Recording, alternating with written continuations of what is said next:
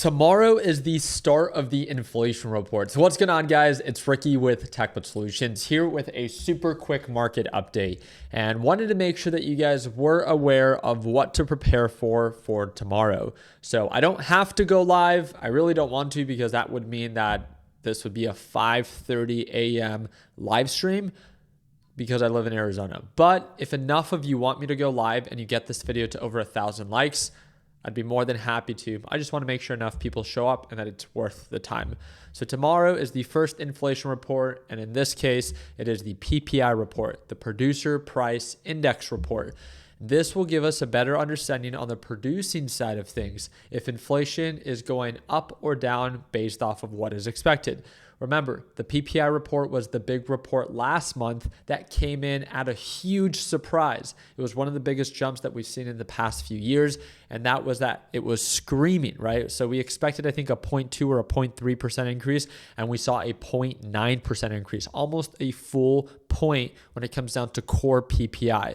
And then if you look at overall PPI, we previously expected a 0.2, 0.3% increase. We came in at a 0.9% increase as well. So what's the expectation for tomorrow? So 1 hour before the market opens, the core and overall PPI is going to get reported.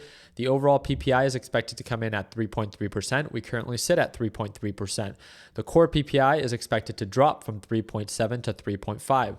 Well, what happens if it comes in higher than what was expected?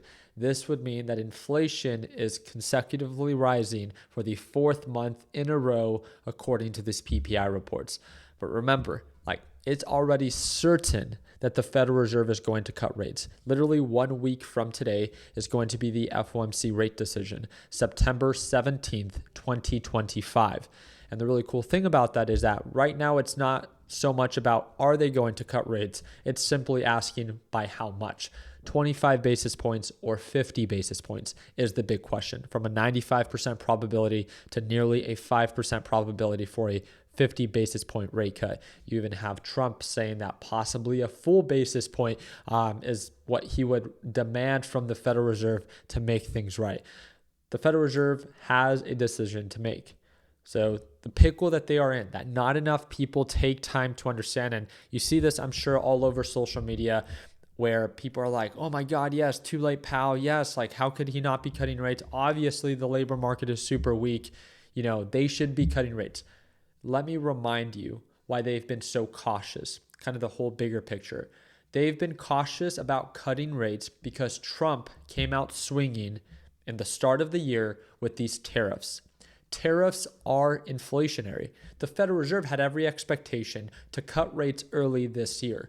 But because he announced tariffs, which tend to be inflationary, the Fed wanted to be cautious. And they wanted to give the time that was needed for these inflation reports to show if or if not inflation was actually going up. But because of all these pauses and red light, green light that Trump was playing with these tariffs, it kind of messed with the whole timeline. Now, yeah, it's possibly putting us in an unfortunate pickle, but I want to remind you why.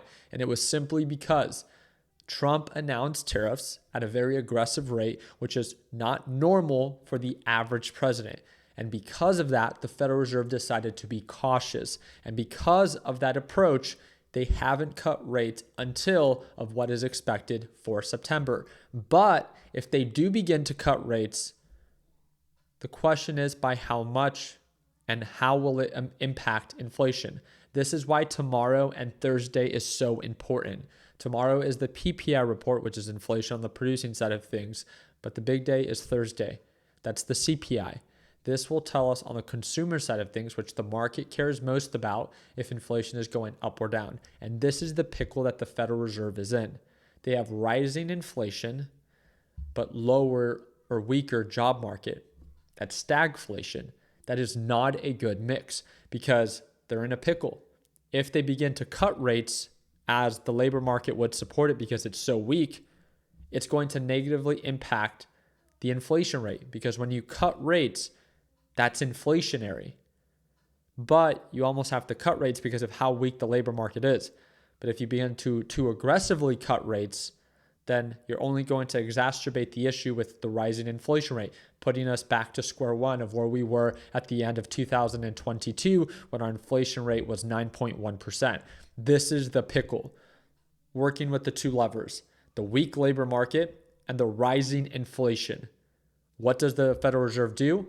It's not about if they're going to cut rates, but it's by how much. Do they want to be aggressive and cut rates and screw inflation, or are they going to proceed with caution to respect inflation, the rising inflation, but also try to attend to the issue with the labor market? We'll see.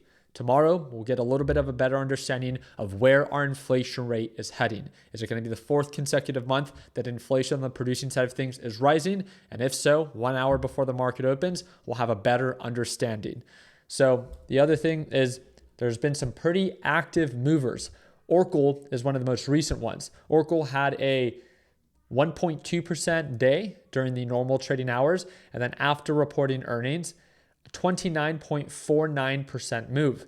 Some people view this as an overreaction, and a lot of those are, again, kind of asking the question, why is this happening? It's anytime any company talks about AI that was previously struggling, allows the company to experience exponential return within a very short period of time, and Nebius being one of them, testing the same price of where it opened at is pretty much where it closed at. No progress, because again, no one's buying into the hype any longer. It looks like there was some selling pressure in the open. We caught that within our live trading session.